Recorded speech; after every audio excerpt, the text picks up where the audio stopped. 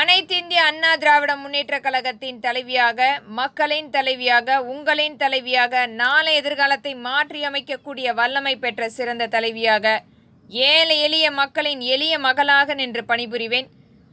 நம்மளுடைய தமிழ்நாட்டில் உள்ள கோவில்களுக்காக தமிழ்நாடு கோவில் உரிமை பாதுகாவலன் சட்டம் முறைப்படுத்தப்படும். மத்திய அரசும் மாநில அரசின் நேரடி கண்காணிப்பில் முழுக்க கொண்டு வந்து பராமரிக்கப்படும்.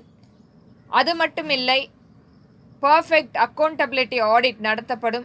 இது முறைப்படுத்தப்பட்டு இன்றைய சூழலில் மக்களுக்கு உரிமையுள்ள பொருட்களை மிகப்பெரிய அளவில் சாதுரியமாக இன்றைக்கும் கோவில்களில் நகைகளையும் பணங்களையும் திருடி ஆட்சி நடத்தி கொண்டிருப்பவர்களுக்கு மிகப்பெரிய ஒரு சான்றாக இந்த சட்டம் அமையும்.